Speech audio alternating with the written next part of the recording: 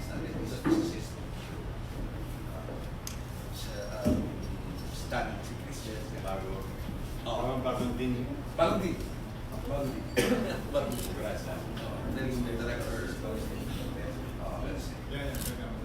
Dennis de la Torre, Dr. Gundram ng UP Manila, Jake Santiago, and Jake Mendoza, and Joyce. But he's the executive director of UP Resilience Institute. I-explain niya later on. Nakita niyo na ba yung assessment? Hindi pa. Oo, yung kanina siya nakita ko. Ako hindi ko lang May may resource. Pero, Ang dami sa UP next step Manila. Pero nakakagamos sa Manila. their citizens. So we are stakeholder. So we are here.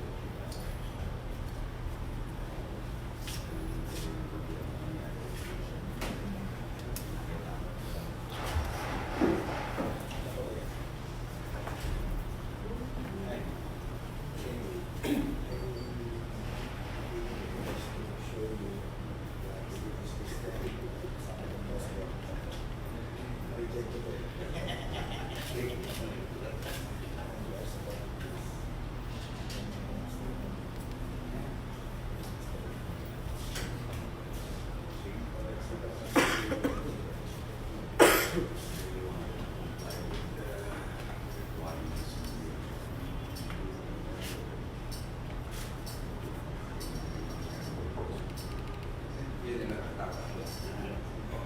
Casualty. So, Mahal will, Dr. Manas, Mahal Manas sa social weather pala. Dr. Lemay will present. Very short lang ito eh. Attorney Gigi, for the record, please use the microphone, please. Ah, Introduce yes. him. Oo. For the record, Okay. introduce him. As you we will be presenting a very brief slideshow, and the one we will present is the Executive Director of the UP Resilience Institute, Dr. Mahal Lagmay. He will introduce the members of his team formally. Good afternoon, Mayor. Just for the attendance, siyempre si President Marie Concepcion, si Regent Gigil, yours truly, Mahal Lagmay, si Dean Tapang of the College of Science, Dr. Chris Berse of the NCPAG College, NCPAG ng Diliman, and then Dennis de la Torre, who's into risk insurance. Dr. Carlos Primo Gondran of UP Manila, he's the head of the resilience program of UP Manila. And then we have Jake Mendoza, who's part of the UP Resilience Institute, as well as Joy Santiago. Okay, si Joy Santiago po yun, sa likod. Mayor, this will be a brief presentation, probably 10 minutes. The title is Integrated Disaster Risk and Resilience Management for the City of Manila. We are under the UP Office of the President. The President is here accompanying us. We saw before coming to this room this document and the other documents that were presented to us from different cities. And this talk is basically to address all of these woes, all of these problems. Let me start by saying the purpose of the university as part of RA 9500, which should deal as a public service university by providing various forms of community, public, and volunteer service, as well as scholarly and technical assistance to the government, the private sector, and civil society, while maintaining its standards of excellence. We have a special provision in 2019, 2018 pa lang yung nakalagay dito, but the provision is specifically to help the LGUs in their formulation of climate change action plans, comprehensive land use development plans, climate vulnerability and disaster risk assessment, and multi-scenario probabilistic hazard maps, which is very appropriate for the topic at hand. The objective is to strengthen the DRR system of Manila. The time frame is well, in total na to, no? In total, 2 years. But there will be delivery of several products within 6 to 8 months. Guiding principles are science-based with climate change projections. So this is very important. We are to use advanced technologies, state-of-the-art, the best in the world, but low-cost technologies. Participatory process for capacity building and shared management and accountability. Transdisciplinary expertise, making use of the expertise of all faculty members of the entire UP system. And of course, sustainability. In terms of methodology, we would like to propose IoT, Internet of Things-based decision support systems development for disaster risk reduction and resilience. There will be institutional analysis, enhanced climate and disaster risk assessment, land use and development plan updating, or hindi na updating ito, no? Siguro if we have to start from scratch. Disaster management systems upgrading, contingency and evacuation planning, DRRM and climate change action planning, capacity building, and development of risk communication products. There will be a phase 1, phase 2, and then a combined phase 1 and 2 delivery of products as we go along. In terms of key activities, we will produce the CDRM Atlas, climate change adjusted hazard maps, climate and disaster risk assessment enhanced, comprehensive land use plans, and comprehensive development plans, institutional analysis and DRRM systems development, IoT for resilience, action planning, local disaster risk reduction and management plan, and the local climate change action plan, capacity building, emergency simulations, tabletop exercises, and training programs. Of course, there will be plethora of knowledge products that will be generated along the way. In terms of timeline and deliverables, year 1, CIDRA, CLUP, CDP, then year 1 and 2, evacuation plan, IoT sensors, SCAP, tabletop exercise. Year 2, the knowledge products, and then emergency management simulation and capacity building. Timeline is based on the experience of UP Resilience Institute Fellows in formulating LCCAPs, CLUPs, CIDRA, from different cities and municipalities of the entire country.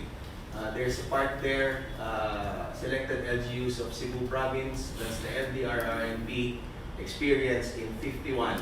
In the 51, is that correct? 51 cities and municipalities of Cebu. We start here. I'm showing just the flood maps of Manila. We see where there are steep floods, Padre Burgos, Manila City. This is just to demonstrate that we are going to use a scientific approach to solving the problem, and we have the capabilities to do so. We have the LiDAR-based technology, which is the base by which we produce flood maps and the other hazard maps, including storm surge hazard maps and tsunami maps.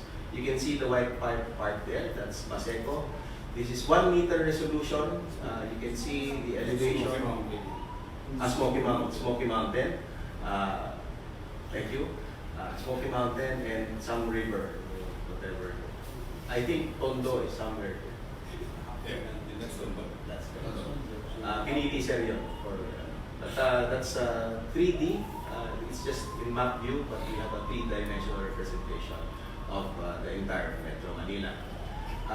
Science-based approaches, we know where it floods based on technologies with different intensities of rainfall. This is in Arpapa, in Rizal Avenue. You can see that the reason why it floods along that road is because it transects a river system. So there's a river there. That's why when the river gets overfull, the road gets flooded. Now, we would like to emphasize climate change scenarios beyond the historical worst case. This is the historical worst case as experienced by the community, but we need to model other scenarios as well beyond what is known by the community. So we have different scenarios. This is a capability that UP experts are very good at. Why is it necessary to capture scenarios beyond the historical record? This is a worst case scenario. When we ask people where they would like to put the evacuation center based on the experience, they will say here because it does not flood there. But if that flood event has not happened yet, we can still get them to visualize or expect that flood scenario because we have the capability to do so. The first low intensity type of flood or rainfall that will generate into a flood will look like this and agree with the historical record. But if the event that a bigger flood happens, which we can simulate and which you can put into your plans, then we know that we want to avoid that location. And that is the importance why we need to anticipate future scenarios bigger than what the community has experienced. We would like to introduce advanced technologies, low-cost Internet of Things, the network, which is much cheaper than what we have previously done. Star topology, data packet sensors identified for each sensor, message passing, it's got low power usage, lithium ion, and real-time visualization for your emergency room. We can put that type of network because we have the LiDAR. We can make a network, and within that network, we can just add low-cost sensors. It can be a street flood sensor so that you know when to suspend the class. Just from your room, you will see, or from your mobile phone, you will see whether it's flooding in a certain street.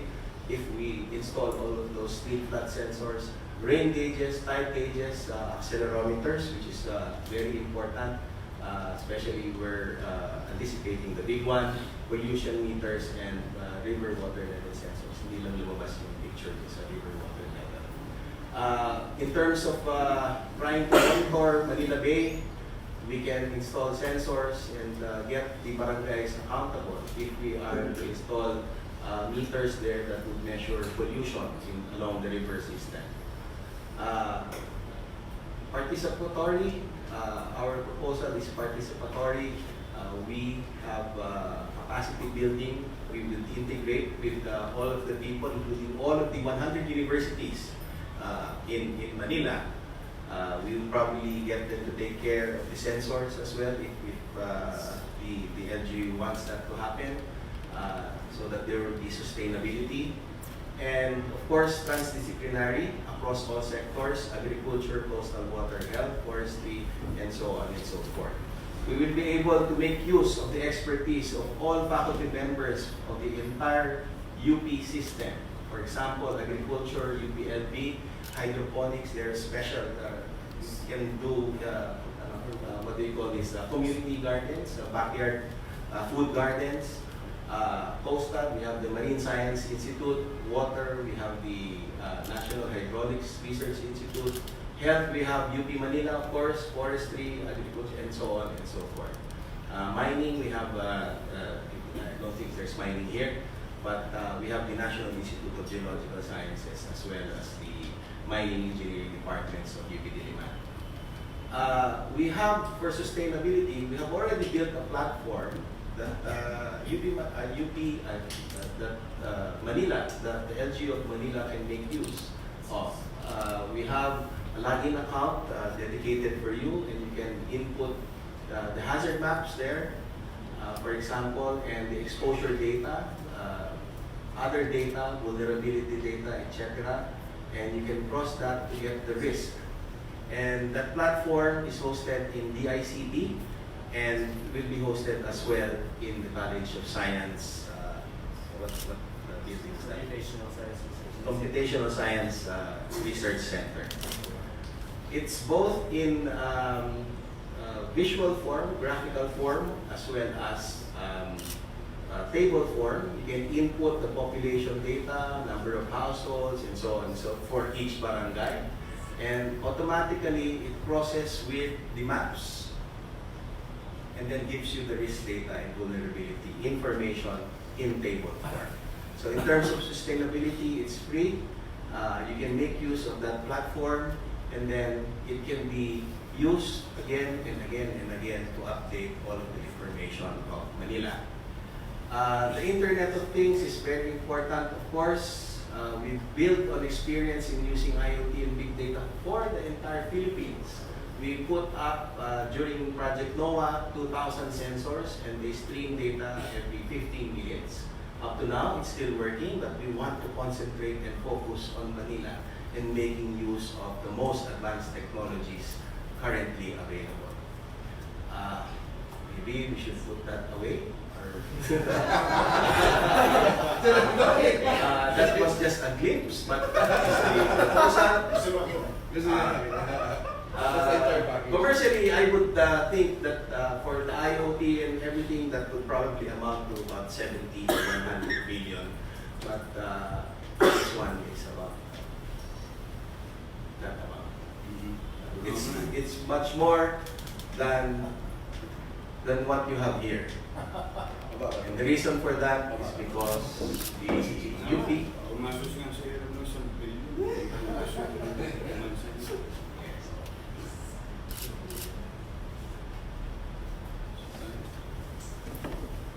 cost-benefit analysis is more effective, more efficient, more economical, and you'll be getting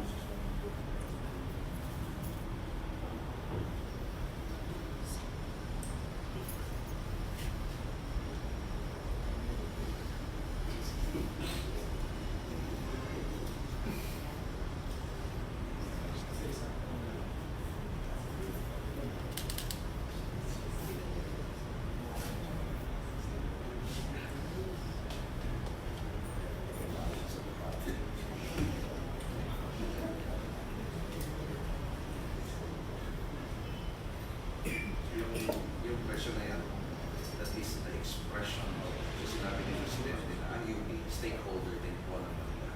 Hindi na namin question ng todo. Yeah, the pricing is really an expression of what the president of the University of the Philippines said earlier, that we are stakeholders of the historic capital of our country. We were founded in Manila. We are Manilans, despite the fact na 8 campuses na kami all over the Philippines. Davao, Visayas, Cebu, Caloocan, PSC, Manila, Diliman, Baguio, Clark, plus smaller units all over the country. Yun yung sinasabi niya that this is a relationship. You can tap the entire intellectual resources of the university. It's complete. So, in terms of cost, picture mo tayo? Oh, picture mo na tayo. Etnep. Bago umalis ang ating president, please the UP community. Yeah, the UP community.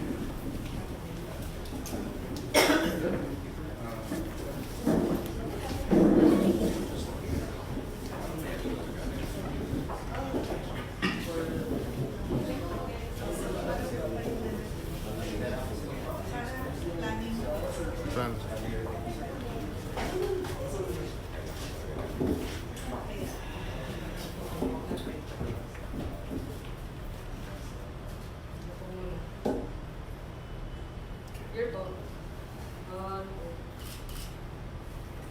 Thank you.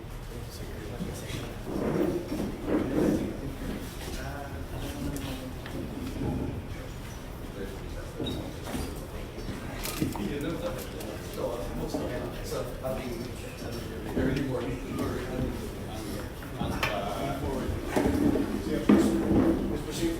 Ang kaponpal ko sa gabi, ikaw madaling araw, DOST pag-asa. Kung lagi nilang midnight caller. Sige, please continue. Okay, I think we're in the last. We're in the last 3 slides. Cost-benefit analysis, it's effective, it's efficient, and economical. Key features, state-of-the-art science-based tools and methodologies, climate change sensitive, multiple harmonized outputs of CITRA, CLUP, CDP, NDRNP, LCCAP, CP, plan, etc. Deep pool of experts. We have 200 UPRI fellows and much more in terms of the faculty of the entire UP system. Participatory and transdisciplinary, co-ownership and co-management, sustainability, and it's fully compliant with government auditing rules and regulations. Maraming salamat sa pakikinig, Mayor. Ako pa dyan. 2016 yata. So anyway, well, una, thank you and welcome sa Oval Office. One thing for sure, we are grateful to the people of Manila, grateful for the simple reason that binali ninyo ang tingin ninyo pabalik ng Manila. And we've been calling a lot of people attention to look into Manila. We need specialists, we need a group of people who are best in their field of undertaking. Simply because I don't want to keep on spending money without direction. As you can see, I think BILG's commentaries and assessment with regard to the city of Manila, we failed on everything. Yes, we failed. Out of 17 LGU in Metro Manila, at least we're number 1. Pag ascending. Pag dito magsisimula, out of 17, we're number 17. Municipality lang yung isa, yung Pateros. So, at isa sa biggest failure namin ay yung mga ganitong klaseng pag-aaral. Na wala, kaya bakit ang Manila, walang direksyon, walang pinupuntahan. So, what you see nowadays in Manila is elementary of governance.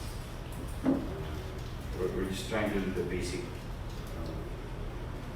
way of governing. That's why, of course, while we do this every day, while we do this every week, every month, we want to put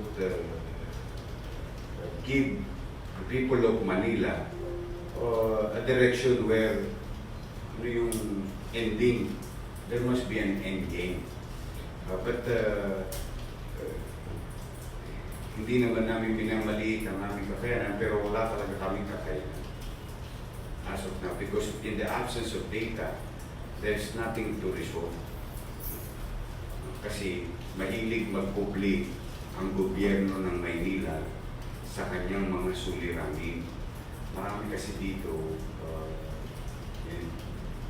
in recent history that they would rather have picture taking just for purposes of addressing the problem.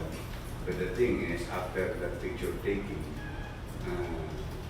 wala na. So I want to put an end to this type of habits of leadership in the city of Manila. It's hard, it's not easy, it's not going to happen overnight, but we have to start somewhere. So that's why we are grateful with you coming here today and putting interest or giving much attention to the capital of the country. Talagang I think napapanahon na. 8 days spent billions of pesos in the past without data addressing the problems. That's why we end up with nothing, because it was done in a shotgun approach.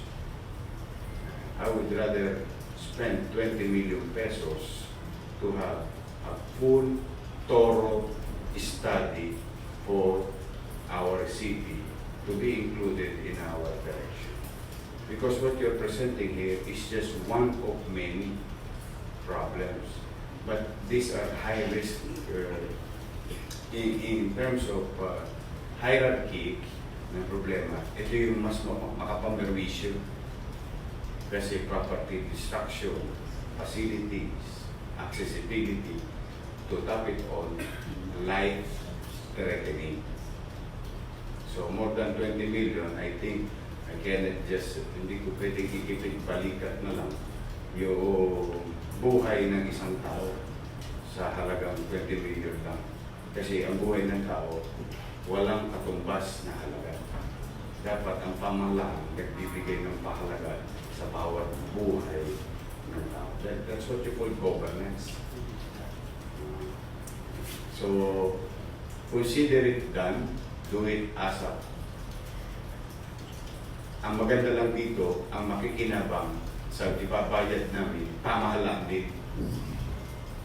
Educational institution na lang. But you're still part of the government. Okay. Bring back one slide. The last part. Yung Last slide? last slide. No, sige, last slide. Go ahead. More. Ups. See, up, back. One.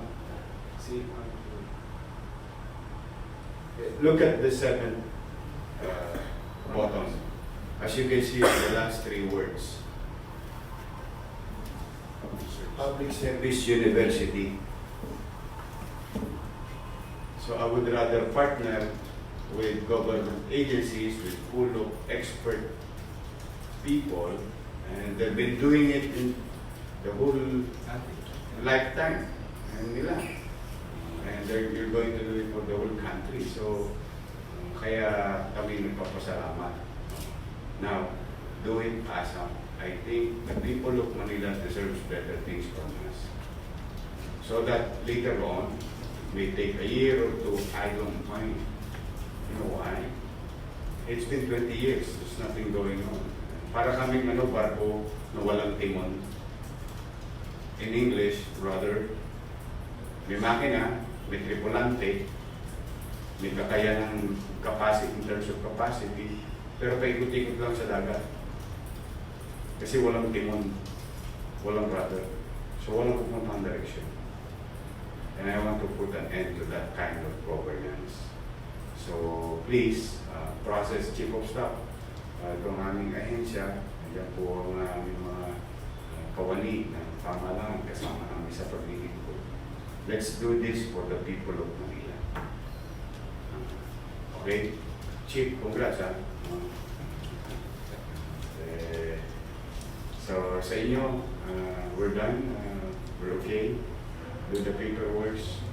We'll pay you 20 million. Attorney GJ. Okay? Sige, prosesin nyo na yung papeles.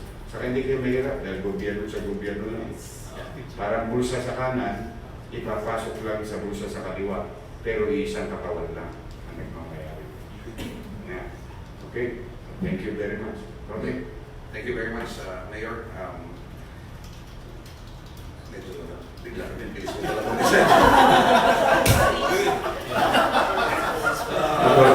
I'm speechless.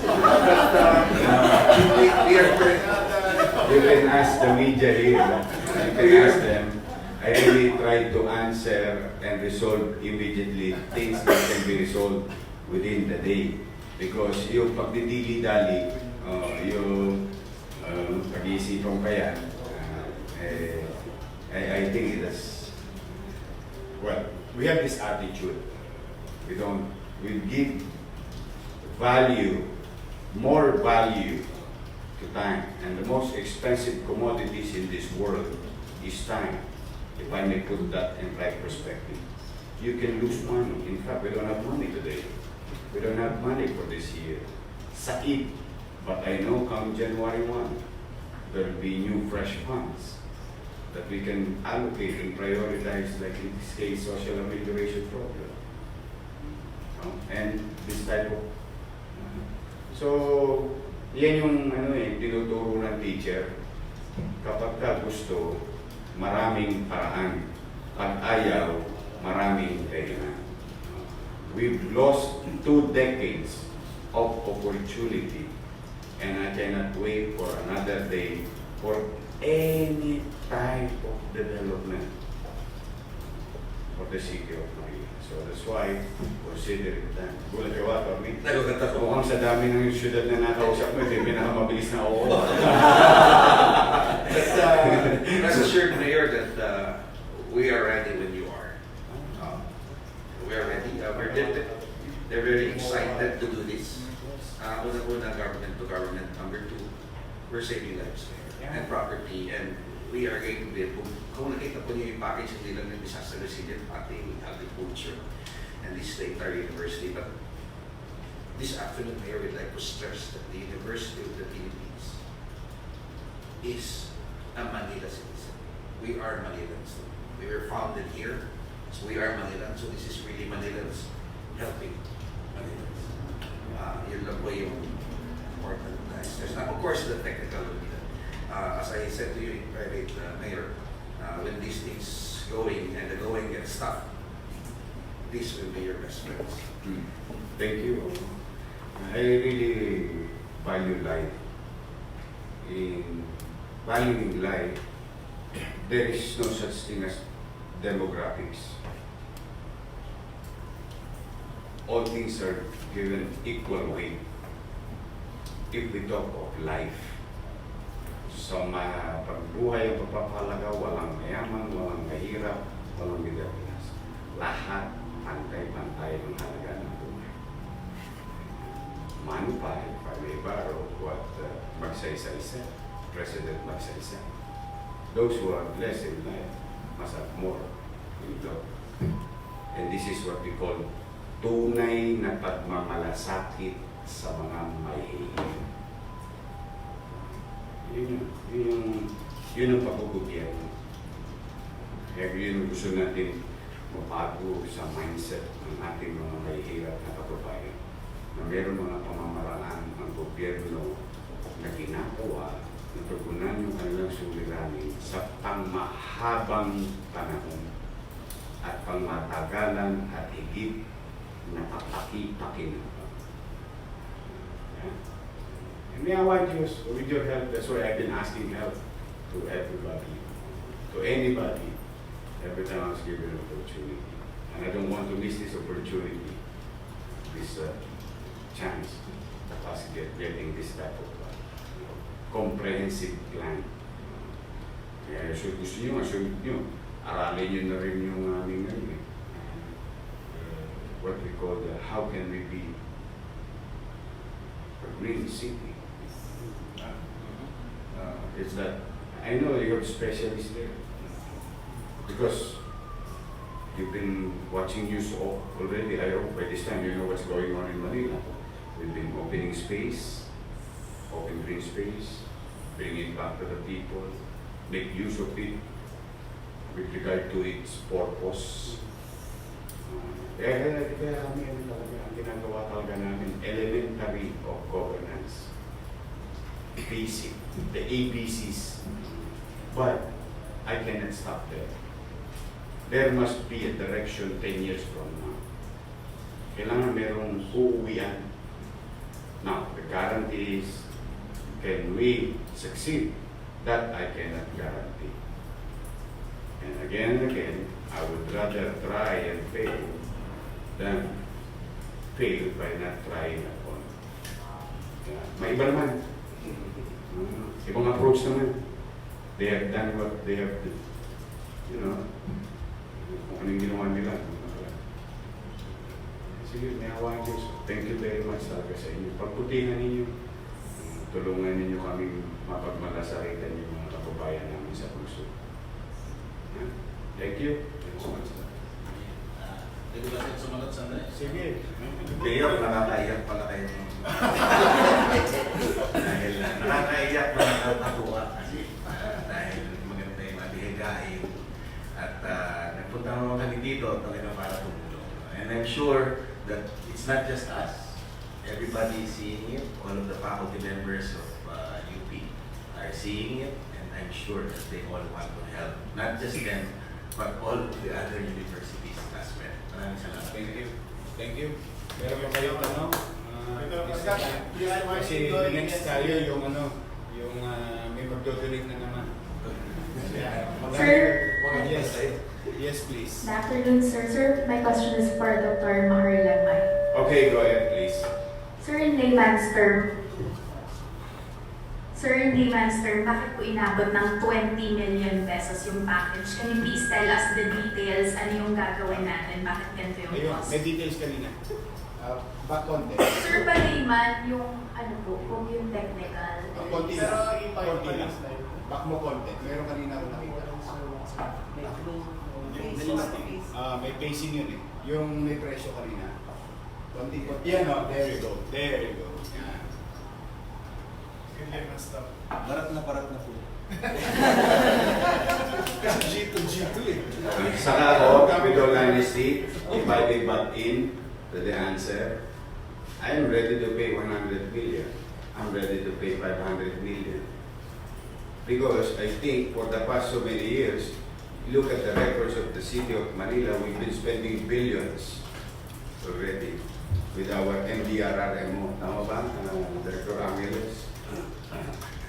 And yet, you ask us today, do we have this type of plan? And I'm gonna answer fairly. Hindi para maliitin ang aming mga sarili. Kasi itong gobyerno, ito yung kinaharap ng gobyerno. The answer is none. Yeah, we may have some facilities, edifice.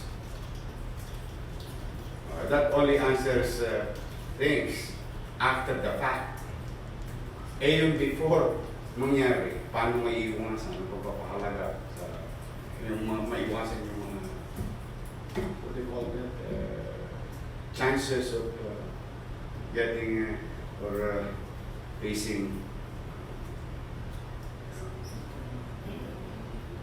sakuna. Ano yan? Nature yan. Mahirap. Basic nga niya, leptospirosis na. Pababain ko na, huwag mo na yung wave, kuryente, and so on and so forth because of lack of information or advanced information for the people to be ready and the city to be ready before disaster will arrive. Yun ang tingin kong pinakaki. So, sa akin, okay yan. Ewan ko sa kala kung namumurahan sila. Ako, mura sa akin to. Sir, it's kind of hard lang for our viewers to digest what Internet of Things mean. We know it, but can you give us concrete examples? Like, for example, the installation of several transmitters or whatever, sensors. Yung ano po natin ngayon, meron tayo mga stasyon na tumitingin lang ng temperature, ng klase ng tubig, karami ng tubig, sa ilang mga points lang sa buong Pilipinas. Ang gusto natin ay damihan itong mga sensors na to para kaya-kaya nating mag-predict kung ano ang mangyayari sa isang kalsada, ano ang mangyayari sa kabilang kanto. Hindi po kagaya ngayon kapag tinignan nyo kung ano ang mangyayari sa Maynila o sa Pilipinas, sasabihin sa buong Metro Manila ganito ang mangyayari. So ang gusto natin, kaya ni Mayor makita ng ating disaster team per site kung ano ang mangyayari at magagawa po natin yon pag maglagay tayo ng mga sensors na pwedeng makipag-usap sa bawat isa, kahit walang kuryente, pwede silang makipag-usap para kahit nasa gitna tayo ng sakuna ay makikita natin kung ano yung nangyayari sa panahon na yun. This information, as the Mayor said, will actually be having good decisions. Sir, follow-up. Does this also involve the establishment or the construction of a disaster management office? Like, for example, the one with screens, a control room, because the way I understand this, the one in the third floor or fourth floor ata is not working at all. Sadly, if I may refresh your memory in recent history, it was like 4 or 5 years ago, 2014. we came up with an idea to establish the backbone of communication in the city of Manila. And using some hardwares in the streets of Manila to, at the very least, monitor the traffic problem in the city. But with the backbone installed, the 275 wireless cameras installed in 4 months at a time. And we created a bodega. There's a bodega in fourth floor, full of water, was converted into a command center, the largest command center, and the most, at least at the time, I would modestly aside, kasi ang hirap magbuhat ng bangko dahil we were the one who orchestrated the things, itong command center. Ang susunod na sana doon, whether condition, integration with the national government's access to their existing application, data management, tapos population data management, healthcare data management. Kasi pag yan, ipinasok mo sa command center, that's why they call it command center, nagagamit siya sa particular na circumstansya. Let's just say, let's go back to traffic. If we have flooding, or no, if we have bagyo, which I would believe that out of 12 months, about 8 months in total, there will be rain in our country. Kasi maikli lang ang summer time. So in between the normal time, meron pa rin pag-ulan. At most of the months of the particular rainy season, the monsoon season, bugso ang bagyo. And remember, geographically speaking, Manila is composed, and Manila is being divided, Manila is being divided by our creeks, rivers. If you look at the map of Manila, we are surrounded by creeks. And unfortunately, during the flood season, and naalala niyo last week nag-uusap tayo about sewerage system natin sa drainage system, nagtataka ako, yung kalye baha, pero yung ilog, half full. Siyempre, hindi umuwi yung drainage system ng Manila sa ilog. Ilog is a natural catch basin. So there must be some problems with our infrastructure development. So kaya kakagastos lang kami ng gastos about 700 billion or 700 million, about 800 million a year with our construction of our roads and drainage system, but hindi nag-uusap. Parang magkaaway na telco lang. So yun ang nangyayari. Kaya kung bakit nalulungkot kami with regard to your question, after all these things, even the emergency cost, we even bought a Cisco system. Parang mabigat na hardware ka wala. Parang mahirap magbuhat ng baho, but record switch. But today, ano meron doon? Naging collection area ng MTPP nung araw. Naging palengke, durug-durug. Naging opisina ng hindi dapat maging opisina. Sad to say. Now, will I blame anybody again? The people knows it already. Kaya nga they were kicked out of the office. So, that area can be utilized by the city. All these things that I have said, and especially with what will be the result of this type of data that is going to be gathered by UP. So, yan ang aming, so doon yung area pa rin sa fourth floor. Sure.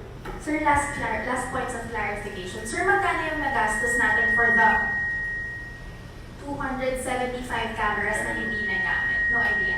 I have no idea. Okay. I have no idea because I'm not a mayor then. Okay. Sir, for UP, kanino pa po natin in-offer itong plan na to? Kaninong cities? And anong cities pa po yung nag-yes or nag-no? Unang-una po kay Mayor Isko ng Manila. But on September 20, which is next week, I'll be talking to the Laguna Province CDRR post. Sir, bakit yung ibang Metro Manila cities hindi nauna sa pipeline? Kasi po, bagong-bago po itong technology ko na dinevelop po sa College of Science. This is the latest and most advanced. If not in the country, in the world.